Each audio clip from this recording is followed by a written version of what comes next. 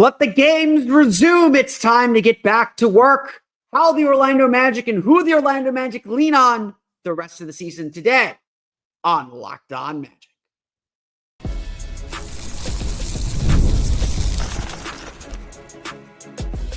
You are Locked On Magic, your daily Orlando Magic podcast, part of the Locked On Podcast Network, your team every day.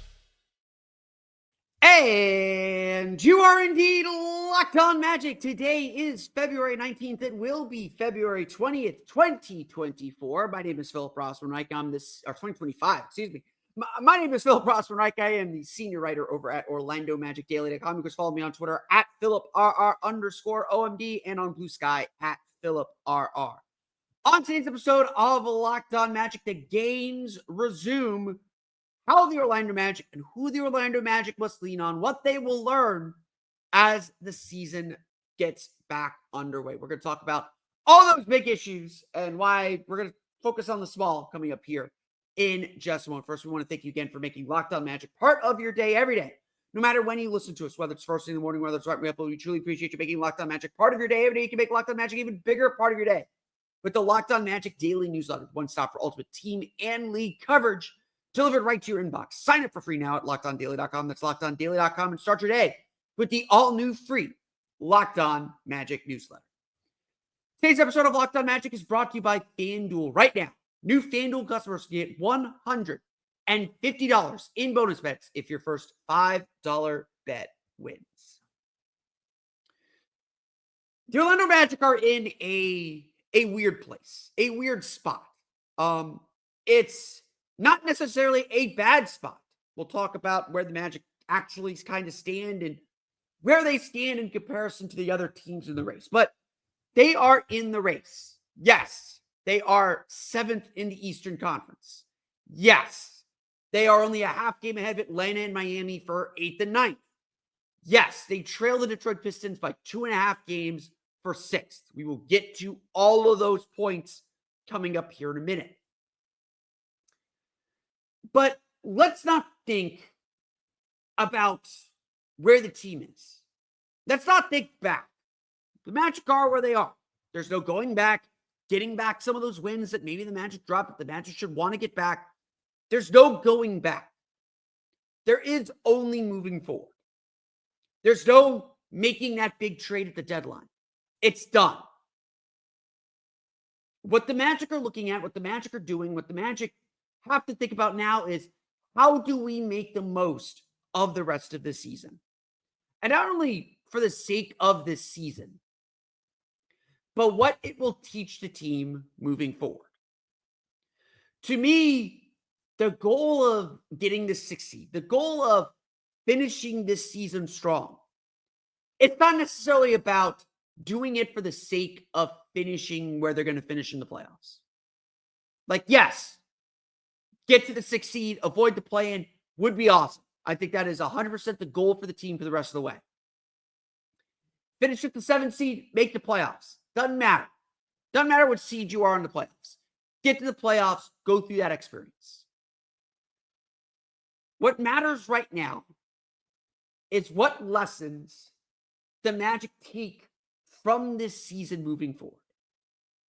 What matters right now is starting to put ideas into action that are going to matter beyond this season. These last 26 games are not a referendum on the whole project. Like, the whole project is still in a good spot. Yes, the Magic need to add shooting. They need to bolster the roster. It's time to start acting like a contending team or a winning team rather than a rebuilding one. And that goes throughout the entire organization. The rebuilding part has been fun. They've done it well. It's over. It's time to make the sacrifices necessary to win. But ultimately, that starts with Paolo, Banchero, and Franz Wagner. Ultimately, that's going to be on them to elevate and take this team to the next step. Franz already has his max contract. Paolo's getting his this summer. They are the keys to the kingdom. They are the keys to this whole project. And if there's one thing to learn, if there's one thing to see, if there's one thing that must happen over the next 53 days, 50 something days, it's time to see whether Paolo, Banchero, and Franz Wagner, with their backs against the wall, with their team's backs against the wall, can lead this team to something great. Failing to do so, not the end of the world. Not going to sit here and say, again, throw the baby out with the bathwater. But if Paolo, Banchero, and Franz Wagner are the kind of players we think they're going to be, this is their moment to shine. This is their moment to step up. This is their moment to lead. And I think this is the most important thing. Because, look, Paolo is 23, Franz is 24. They're still extremely young. To be looked upon as leaders at their age, it comes with the territory of who they are as players. They're going to have the ball in their hands more than anyone else. They both have usage rates greater than 30%. I don't believe the Magic have ever had two meaningful players like this with usage rates greater than 30%. Double check my math, double check my stats on that. They're on the ball a lot. They are super important. And everything the Magic do flows from them. We saw that they are good enough to lead this team to victories on their own. They both had killer fourth quarters in the win over the Pistons. They scored 60 plus points in the loss to the Hawks last week and only lost that game because they missed shots down the stretch. It wasn't like Atlanta was that much better. We're going to see Atlanta again Thursday tonight. The Magic are good enough to beat a lot of teams on the strength of Paolo and Franz alone. The question is, A, will they step up and be consistent all throughout these last 26 games? Will they maintain the trust and faith in their teammates to come with them? And this is going to be the central story for the rest of the season. Because again, there's no changing this team. The trade deadline's not coming here to bring relief. This is a test of Paolo and Franz's will, for lack of a better way to phrase it. This is a test of their ability to figure this thing out. To figure out how to guide and direct this team back to the playoffs. And it's on their shoulders. Again, that's not to denigrate anybody on the roster. A lot of players need to step up and help them. Kentavious Caldwell-Pope needs to figure some things out. Cole Anthony needs to keep this strong run of play. Jalen Suggs needs to be healthy. Wendell Carter needs to provide the boost that he can provide. There are a lot of players that have to step up too. It's not just Paolo and Franz. But their ability to lead, it's not under question. It's unproven.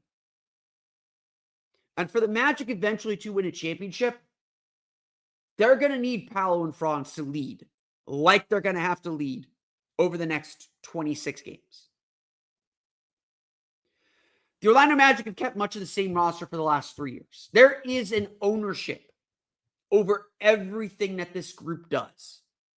I think everyone certainly senses that we're coming upon the end of the road. That this is this group's last chance. And maybe it's their last chance no matter what, and they sense that, and there's a hopelessness about it. I don't know. The vibes are off. For a team that's been all about vibes for the last 3 years, the vibes are off right now. It's on Paolo and Franz to refocus this team and help them realize their potential. Because the truth is, their potential is they are good enough to win home court advantage over an 82-game season. The truth is, their potential is they are still good enough to win a first-round series. The injuries have left them in a little bit of a hole. Injuries to Paolo and Franz have pushed this team to the brink. But they are good enough to persevere. They are good enough to find their way. It's going to start with Paolo and Franz leading that charge. So let's take a look at the macro scale of it all. We're going to dive into where the Magic stand in the standings and what their opponents have left on the schedule. We'll get to that coming up here in just a moment.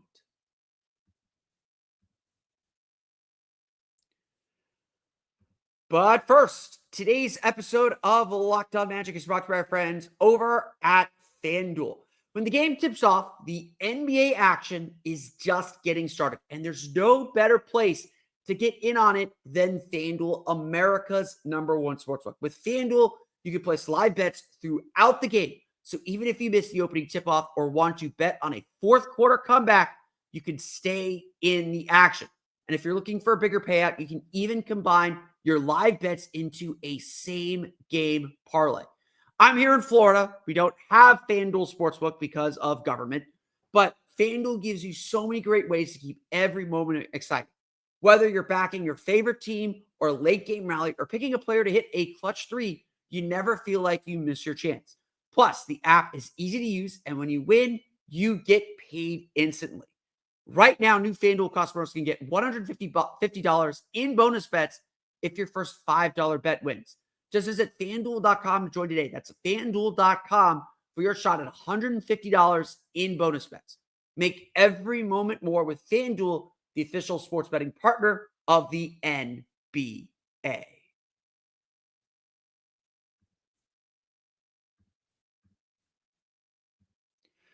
So you've probably heard, and we talked about the schedule and the upcoming schedule for the Orlando Magic a lot over the last few weeks, like over the last while, saying, look, the Magic have gone through some tough parts of the schedule. It's going to come back around. The Magic are going to have an opportunity to stack wins. And I have sat here and I have told you and said, this is the moment when the Magic get their chance to stack those wins. February is vital. The Orlando Magic go on the road here to face the Atlanta Hawks, and then they have a 7-game homestand. We said 10 of 11 games at home at the Kia Center, where the Magic are outstanding. This is the moment. This is the key part of the season.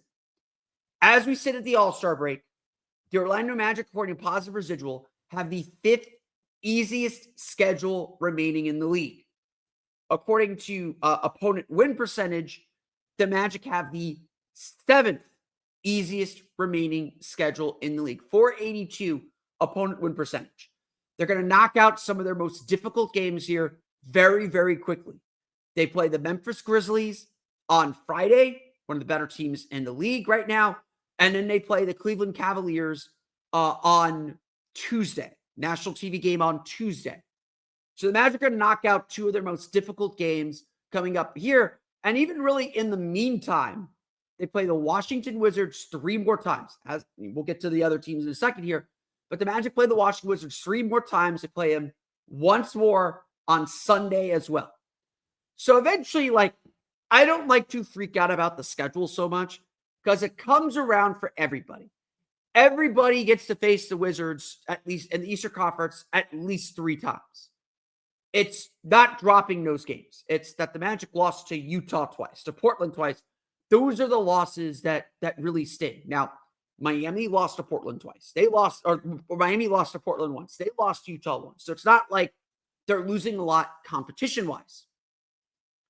But if you look at Tankathon, which just does the opponent win percentage, if you look at Tankathon, if you look at Positive Residual, which looks at strength of schedule, not only including opponent win percentage, but also rest advantages and all that jazz, you'll notice something really key. The Miami Heat and Atlanta Hawks also have a lot of games left against the Washington Wizards. They also have easier schedules, at least according to the numbers as we sit the All-Star break. The Hawks and Heat actually have an easier schedule than the Orlando Magic. Not by much, but an easier schedule. The Hawks face a little bit more difficult of a post-All-Star break schedule, a 483 opponent win percentage. Orlando's at 482. Miami is at 478. Like the Magic, the Heat have 3 more games against the Wizards. They got 1 more game against the Pelicans. The Heat have 2 more against Charlotte. Orlando only has 1 left against Charlotte. Orlando is 2 against Toronto, both of them at home coming at the beginning of March, so a couple weeks from now. Orlando's already lost to Toronto of note too. Miami's got Toronto 1 more time. And then they got Philadelphia 2 more times, which may or may not be a good thing. Philadelphia is going to decide whether or not they're going to go for the play-in spot. Orlando's got Chicago 1 more time. Miami's got Chicago 2 more times. To say that this at least then, Orlando does indeed have a tougher, at least on paper, by opponents, tougher schedule remaining than Miami. Orlando's schedule is like very weird. They get this nice long 7-game homestand. Starts Friday against Memphis, Washington, Cleveland, Golden State, Toronto, twice Chicago. Very manageable on the back end. The goal, like I said, during this 11-game stretch, go 7-4. 8-3 would be better. 6-5 would be bad.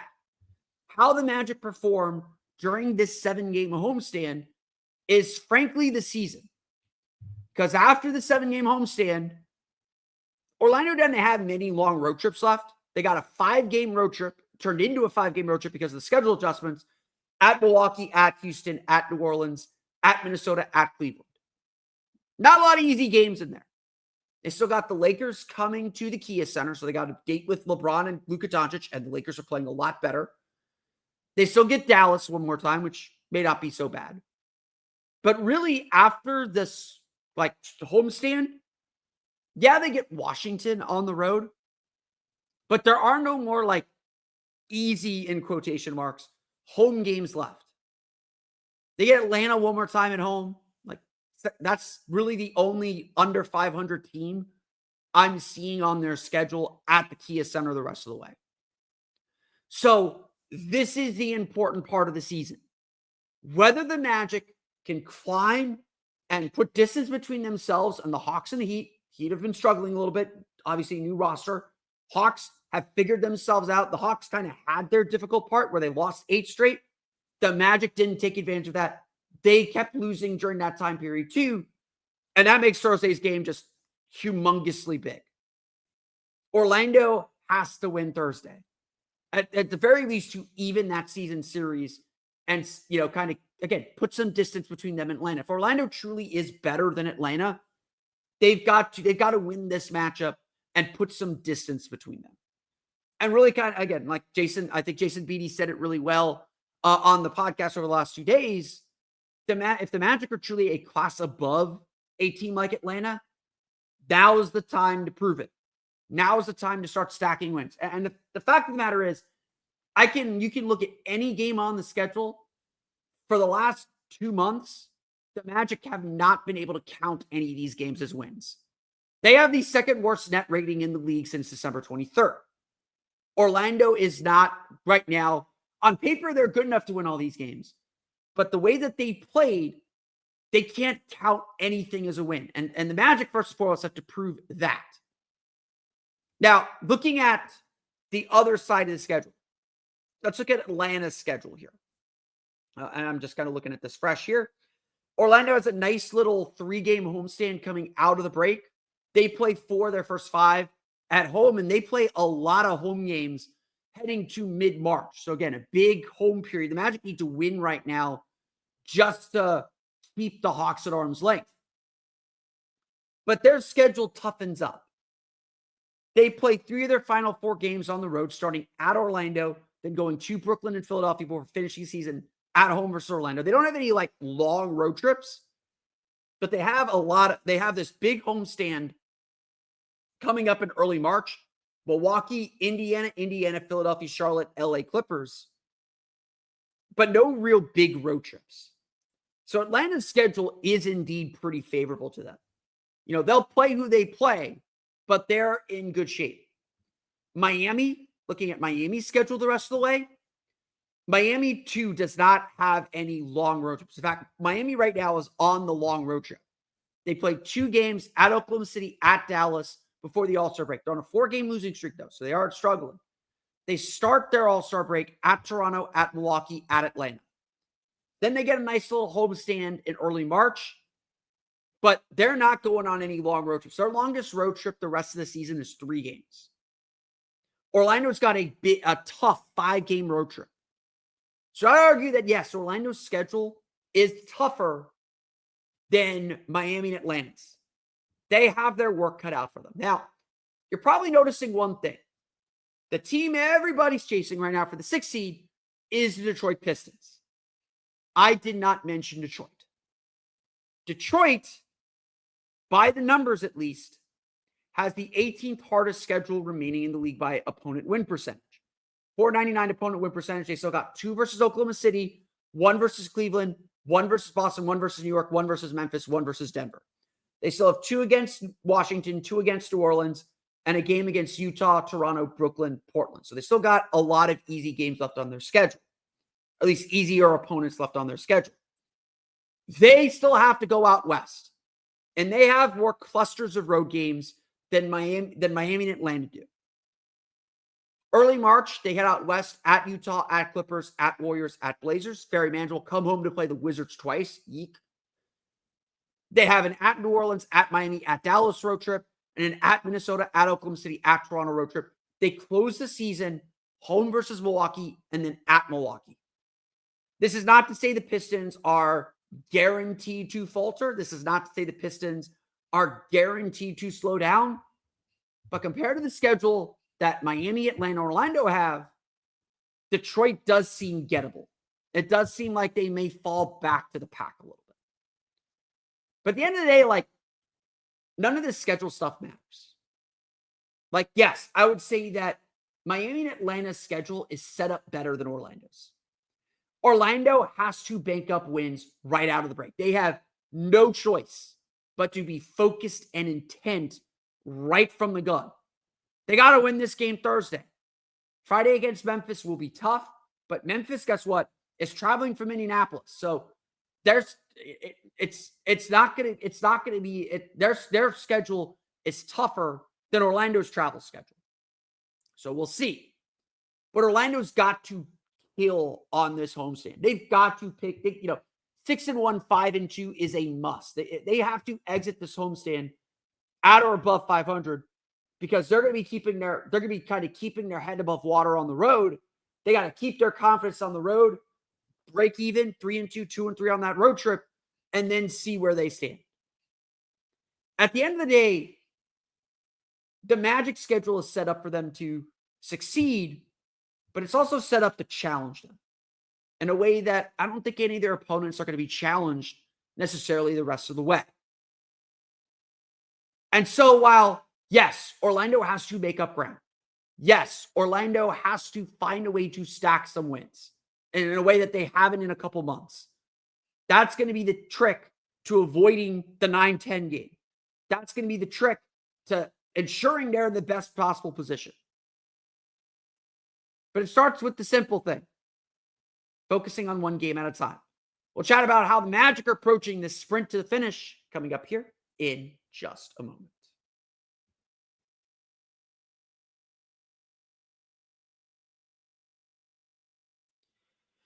So I laid out the road ahead. I laid out what's in front of the Magic, why there is opportunity, why there is urgency, and why there will be some difficulties the rest of the way for this team. The Orlando Magic do not care about all that. They do not care about what's ahead of them.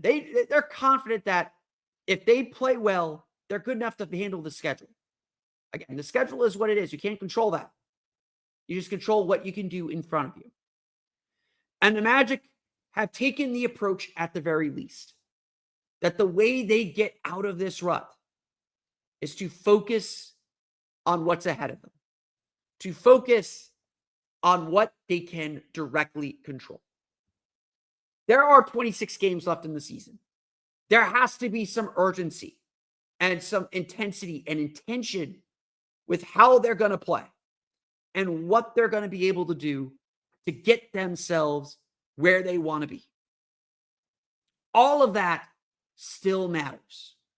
All of that is still so vital to how this team develops and what comes next. But it starts with that first game. It starts with that first moment. It starts with bringing the right intensity, energy, and urgency to every game one at a time. That was the message the Magic had as they reconvened for practice on Tuesday night. I'm recording this on Tuesday, of course. Tuesday. You'll find out why on Thursday. That's why the Magic are so intently focused on what's in front of them. They can't control what the other teams do. They can't control if Atlanta wins, if Miami wins. The only time they can control that is when they face them. They split the season series with Miami. They still got 3 more games against Atlanta. All 3 will be crucial. I cannot stress this enough. Thursday's game is big. It is about as must-win as a game can be at this point of the season. And we're getting to the point where, games are going to be really important. The Magic know what they're capable of doing. And now comes the task of finding it day to day, day by day, and playing up to the standard they have set for themselves. There is a lot of time left. 26 games is a lot of time. It's more than a quarter of the season. But it's also not a lot of time. And they know that too. They're feeling the urgency of the moment. They know what's at stake and what they have to do. But Jamal Mosley put it best. They don't want to talk about that. They know it. It's embedded in them. It's deeply inside of them. But they don't want to talk about the big picture. They know that big picture is built one frame at a time, one pixel at a time, one brushstroke at a time, whatever analogy or simile you want to use. It's built one brick at a time. And yes, the Magic should be a little bit further along. The foundation should be a little bit stronger. But there is still an opportunity to do what they need to do. They can't control how many games Detroit wins. They're done facing them. They won the season series. They have that advantage in their back pocket at least. The Magic know that this is a fight that's going to go down to the last game. And so they can't let one loss turn to 2. They can't let setbacks turn into multiple setbacks, into a week of setbacks. That was one of the key lessons from last year. They know that it starts with them playing their best. And that takes focus on their end. That takes them approaching every game as if it's that important. Because guess what? Every game right now is that important. We don't know which of the remaining games are the ones that will break the dam one way or the other. We can't go back and change what's happened this season. We'll evaluate it. We'll think about it. We'll ponder it in the offseason. Right now, it's about pushing their way forward. It's about finding their way to where they want to go, to where they're going to be, to who they're supposed to be. And again, that's going to get determined game by game, day by day here over these last 26 games. I want to thank you again for listening to today's episode of Locked On Magic. Of course, find me on Twitter at @PhilipRR_OMD. Find me on Blue Sky at PhilipRR. You can subscribe to the podcast, Apple Podcasts, Stitcher, TuneIn, Himalaya, Google Play, Spotify, Odyssey, and all of them sell podcasts to your podcast-enabled listening device. You can find us on YouTube as well. Just search for Locked On Magic. For the latest on the Orlando Magic, be sure to check out OrlandoMagicDaily.com and find us there on Twitter at OMagicDaily. And for even more Orlando Magic content, be sure to check out my Patreon page, the Orlando Magic Hub, at patreon.com/Orlando Magic Hub. As always, thank you for your support. Now that you're done listening to me, be sure to check out the Locked On Magic Daily Newsletter, the one stop for ultimate team and league coverage delivered right to your inbox. Sign up for free now at LockedOnDaily.com. That's LockedOnDaily.com. And start your day with the all-new free Locked On Magic newsletter. That's going to do it for me today, though. I want to thank you all again for listening to today's episode of Locked On Magic. On tomorrow's episode, we will, of course, break down the Orlando Magic's game against the Atlanta Hawks as the NBA season resumes. We'll touch on that tomorrow, but until then, for Orlando Magic Daily and Locked On Magic, this has been Philip Rossman-Wright. We'll see you all again next time for another episode of Locked On Magic.